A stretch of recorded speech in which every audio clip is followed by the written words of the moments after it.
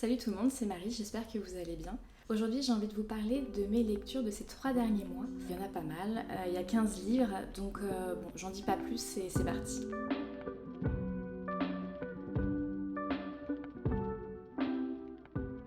Le premier livre que j'ai lu cette année, donc c'est Le livre perdu des sortilèges. Au commencement était la peur et le désir de Deborah Harkness que j'ai lu sur ma liseuse Kobo. Ce livre il est publié chez Orbit. Et la traduction est de Pascal Loubet. Ce qui m'a donné en fait envie de lire le livre, c'est que je venais de terminer la série Sabrina sur Netflix et je me suis dit ouais, l'univers des sorcières j'aime bien. Je savais que la série Sabrina s'était inspirée de livres, mais j'avais pas envie de lire les livres tout de suite, j'avais besoin de faire une pause. Mais l'univers des sorcières me plaisait, j'avais envie de rester dans cet univers-là. Je suis tombée sur cette suite de livres-ci. Et du coup, je l'ai acheté le lendemain, je crois. Donc pour vous résumer un peu l'histoire, on suit Diana Bishop, qui est une sorcière, mais une sorcière un peu particulière parce qu'en fait, elle fait le choix de ne pas se servir de ses pouvoirs du tout pour des raisons personnelles, que vous découvrirez si vous décidez de lire le livre. Et Diana, c'est une chercheure qui est vraiment passionnée par son travail de recherche. Et c'est justement en fait en faisant des recherches bibliographiques qu'elle va tomber sur un livre et ce livre va réellement chambouler sa vie. Si vous aimez l'univers fantastique, si vous aimez les sorcières, je vous recommande ce livre parce que je trouve que l'intrigue est vraiment sympa, assez originale. Ce qui est intéressant en fait, c'est que l'intrigue elle s'étoffe au fur et à mesure de l'histoire. Donc en fait on s'ennuie jamais. J'ai vraiment trouvé l'histoire chouette, donc vraiment je vous recommande ce livre. D'ailleurs je pense que je vais m'acheter la suite sur ma liseuse Kobo bientôt. Le deuxième livre que j'ai lu cette année, donc c'est Le Petit Prince de Antoine de Saint-Exupéry. Donc le texte intégral publié chez Folio avec les aquarelles de l'auteur. J'ai voulu lire le livre en entier parce que j'avais lu que des extraits. J'avais aussi écouté le livre audio lu par Gérard Philippe plusieurs fois. J'avais vu une adaptation au théâtre quand j'étais petite. Et ce qui a aussi motivé mon choix de lire le livre en entier, c'est parce que c'est le livre préféré de mon mari. Alors c'est un conte philosophique qui n'est pas très grand, qui fait une petite centaine de pages. Au niveau du résumé, à la suite d'une panne de moteur dans le désert du Sahara, un aviateur se retrouve seul jusqu'à ce qu'il fasse la rencontre du Petit Prince. Dans ce livre, le protagoniste, donc l'aviateur, va nous relater l'histoire du Petit Prince, un personnage très particulier aux questions, aux réflexions étonnantes. Le Petit Prince est présenté comme un personnage qui se pose des questions sur la spontanéité des émotions, sur les sentiments humains et aussi sur la représentation des choses. Dans ce livre, il est question d'amitié, il est question de responsabilité et il est aussi question du sens de l'existence. Je vous recommande vraiment ce livre parce qu'il est très émouvant, très touchant. Les illustrations sont vraiment très jolies. Alors je vous montre pas les illustrations à l'intérieur pour pas vous gâcher le plaisir, mais je vous montre simplement la couverture. C'est un livre qui se lit vraiment très bien. Le vocabulaire utilisé est très accessible. Et je pense que ce livre offre différents niveaux de lecture selon l'âge et la période à laquelle on le lit. Et à mon sens, ce livre offre une vraie leçon de vie. Le prochain livre est un livre publié chez Pocket. Alors il faut quand même avoir de sacrées poches parce que c'est le texte intégral des Misérables de Victor Hugo, donc les 5 tomes. C'est un livre que j'ai dans ma bibliothèque depuis longtemps parce que j'avais des a priori.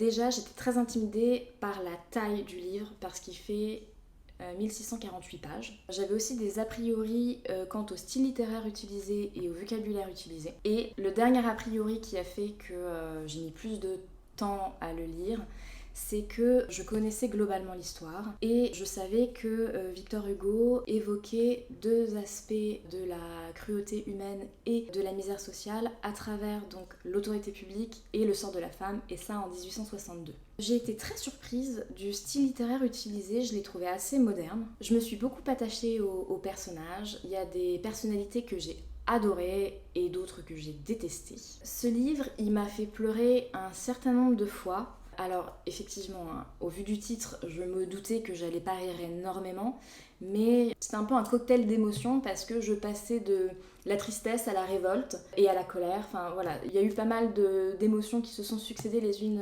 aux autres. Et du coup, j'ai trouvé que c'était très bien écrit, très bien amené pour pouvoir justement me faire ressentir tout ça. Au niveau du résumé, je vais être assez évasive comme ça, pas de spoil.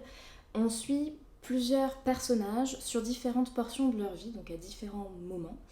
Certains de ces personnages vont se rencontrer, certaines personnalités vont se confronter et certaines vont créer des liens de différentes natures. Tout ça en parlant de la misère humaine et de la cruauté de l'homme.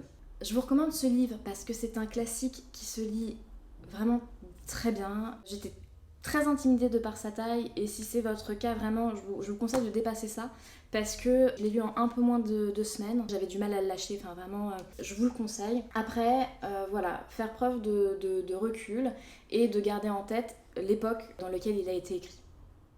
Ensuite, j'ai lu la suite de livres de Jenny Han, publiée chez Panini Book. Donc, à tous les garçons que j'ai aimés, PS, je t'aime toujours, et pour toujours et à jamais. Il s'agit donc d'une suite de livres donc, sur 3 volets. Si vous n'avez pas envie de les lire, ils sont sur Netflix. Alors le premier est assez fidèle au livre, après les autres non. Écoutez, c'est pas plus mal parce que ça permet de rester un peu plus avec les personnages, un peu plus dans l'univers. C'est des moments tout doux, sympas et je vous conseille aussi les filles. Ce qui m'a donné envie de lire donc le premier, à tous les garçons que j'ai aimés, c'est une vidéo de la chaîne Margot Liseuse que j'aime beaucoup et voilà, elle en parlait. Et donc ça m'a donné envie de le lire. Et puis après, ce qui m'a donné envie de lire les autres, c'est que j'ai bien aimé le premier. Chaque livre fait environ 350 pages. Je vais pas vous résumer les 3 parce que ça va vous spoiler, mais simplement vous dire qu'on suit une adolescente, Lara Jane, qui est une adolescente très très fleur bleue, timide, qui a eu plusieurs fois des sentiments pour des garçons et n'a jamais osé leur avouer ses sentiments. Donc on va suivre Lara Jane sur ses 2 dernières années de lycée. On va pouvoir voir son évolution, voir les sentiments qu'elle peut avoir, les difficultés qu'elle peut rencontrer dans cette période de sa vie, les interrogations sur l'avenir, les incertitudes, sa place au sein de ses amis, sa place au sein de la famille. C'est vraiment un moment tout doux, très très sympa. J'ai une petite préférence pour le dernier parce que j'ai beaucoup aimé l'évolution des personnages et la maturité qu'elle développe au fur et à mesure des ouvrages. Du coup, vous l'aurez compris, je recommande les 3 livres étant donné que le dernier est mon préféré. Je vous recommande, si vous aimez les romances adolescentes, ou les romances tout court en fait, c'est vraiment très très mignon, c'est un moment tout doux qui fait du bien, donc faut pas s'en priver. Ensuite, je vais vous parler de Ce rêve bleu, publié chez Hachette Héros, écrit par Lise Braswell et traduit par Laurent Lager. Alors, si vous aimez les revisites Disney, Hachette Héros propose 2 collections. La collection des revisites de contes, ce livre fait partie de cette collection-là, et la collection des vilains, où là c'est les contes que l'on connaît, mais racontés par les méchants. J'ai entendu parler de cette collection grâce à une vidéo de la chaîne Rêve ta vie en lecteur, que j'aime beaucoup. Quand elle a parlé de cette collection-là, j'étais très curieuse. Mais j'étais curieuse et en même temps perplexe parce que j'aime énormément les Disney, j'aime énormément l'univers Disney. Mais souvent je préfère les premiers. Parfois je me demande l'intérêt du 2 ou du 3. Avant d'aller plus loin, je veux simplement vous dire, et je pense que c'est important de le savoir, chaque livre coûte assez cher, 16,90€, mais après ils sont vraiment très jolis. Le livre fait 323 pages, il se lit très très très bien. Au niveau du résumé, en gros, c'est « Et si Aladdin n'avait pas trouvé la lampe ?» Je vous recommande ce livre si vous aimez les Disney, si vous aimez les revisites, et même si vous aimez pas particulièrement les revisites, parce que c'est mon cas et j'ai vraiment adoré. Je suis vraiment hyper surprise de dire ça, mais je me demande si j'ai pas préféré le livre au dessin animé, et pourtant c'est un de mes Disney préférés. Parce que j'ai trouvé que les personnages étaient amenés de façon très différente, beaucoup plus moderne, et les femmes ont une place importante. Et c'est cool. Je veux pas vous spoiler, mais la princesse Jasmine, elle est juste top. Ensuite, j'ai lu la suite de livres de Caroline Kepnes. J'ai peut-être massacré son nom. J'ai peut-être massacré tous les noms, désolée. Donc c'est Parfaite et les corps cachés. Ce qui m'a donné envie de les lire, c'est que j'avais vu les 2 saisons de la série You, que j'ai adoré, les 2 saisons. La 3e est en train de tourner. Je vais demander des actions à Netflix parce que je fais de la pub. La première saison est assez fidèle au premier livre, enfin le début, et après plus du tout. Du coup, c'était assez drôle de lire les livres, Parce qu'en fait, j'avais le sentiment d'avoir les mêmes personnages, mais certains n'avaient pas la même personnalité, certains ne faisaient pas le même travail, ça se passait au même endroit. Du coup, ça m'a donné l'impression d'être un peu dans une réalité alternative où on retrouvait les personnages, mais ils étaient différents. Au niveau du résumé, pareil, pas de spoil, on va suivre Joe. Et Joe, il va nous raconter comment il voit l'amour et comment il voit les relations amoureuses. J'ai mis un warning. Si vous voulez lire uniquement une romance, je ne vous le conseille pas parce que c'est un thriller. Si vous êtes quelqu'un d'un peu sensible, je vous le conseille pas. Par contre, si vous aimez bien les thrillers dans lesquels il y a des romances, c'est pour vous. Alors ensuite, j'ai lu 2 BD qui parlent de Caen. Donc le scénario est de Jean-Blaise Diane. Ce qui m'a donné envie de lire ces BD, j'ai vécu longtemps à Caen et je suis actuellement en Allemagne. Et confinement, tout ça, ça faisait longtemps que j'étais pas revenue et j'avais un peu le mal du pays. J'avais ces 2 BD qu'on m'avait prêtées il y a longtemps que j'avais pas lues et je me suis dit le temps d'un après-midi ça allait me faire du bien d'être à Caen à travers les BD. Du coup je les ai lus tous les 2, donc l'un à la suite de l'autre et écoutez, après je me suis fait une turgoule. Alors la première BD c'est Caen et ses alentours de Guillaume le Conquérant à la guerre de 100 ans. Et le deuxième, c'est de François de Malherbe à nos jours. Alors le format est très sympa. Alors en gros, vous avez BD, mais qui est alterné, donc BD de loin pour pas trop vous spoiler, avec comme un récit documentaire. Du coup, j'ai trouvé que c'était très ludique. Donc je trouve que c'est aussi bien adapté pour les ados que pour les adultes. Donc voilà, ça peut vraiment être un cadeau sympa, je recommande. Ces BD là, c'est vraiment très sympa. Ensuite, j'ai lu Watchmen, qui est un DC Comics publié chez Panini Comics, écrit par Alan Moore et illustré par Dave Gibbons. Ce qui m'a décidé à lire le livre, c'est que j'avais vu le film, que j'avais beaucoup aimé, et en fait j'attendais une commande de livres, et j'avais plus rien à lire, j'avais plus rien à mettre sous la dent, du coup je l'ai pris. Et au final, j'ai adoré et je suis très contente que cette commande ait mis un peu de temps à arriver parce que ça m'a permis de le lire. Au niveau du résumé, on est dans un univers dystopique dans lequel les super-héros ont été mis à la retraite anticipée. Mais voilà, il y a un de ces super-héros qui va être assassiné et les retraités vont essayer de résoudre ce mystère et de trouver l'assassin de leur ancien confrère, on va dire. Tout ça alors que la planète est au bord d'une catastrophe nucléaire. Ensuite, j'ai lu le premier livre donc, de la saga de la passe miroir, donc c'est Le fiancé de l'hiver de Christelle Dabos. Ce qui m'a donné envie de lire cette saga, c'est un youtubeur, mais alors je sais plus qui, je suis désolée, mais il l'avait super bien vendu, il ou elle d'ailleurs, je sais plus. Toujours pas de spoil, simplement vous dire que l'on suit Ophélie qui gère un musée, et Ophélie elle a la particularité d'avoir des dons. Dans cet univers où il y a plusieurs cités, il est de coutume de faire des mariages organisés, des mariages forcés, et Ophélie ne va pas y couper. Mais le sien sera très différent des autres filles de sa cité. Ophélie va devoir suivre donc son fiancé, et c'est là que sa vie va littéralement changer. La question c'est pour le meilleur ou pour le pire. Je vous recommande ce livre, donc j'ai lu que le premier tome, mais vraiment je vous le conseille à 1000%. J'ai trouvé l'univers vraiment très riche. Si vous aimez le fantastique, je vous le conseille. Je trouve que l'univers qui a été construit est hyper original. Je trouve que les personnages sont crédibles parce qu'ils sont nuancés, ils sont pas binaires du tout. Je trouve que la relation entre les personnages est complexe et j'ai trouvé ça très crédible malgré le fait que ce soit quand même dans un univers très particulier. Donc vraiment, je vous le conseille. Je suis rentrée dedans direct et j'ai vraiment hâte de lire la suite.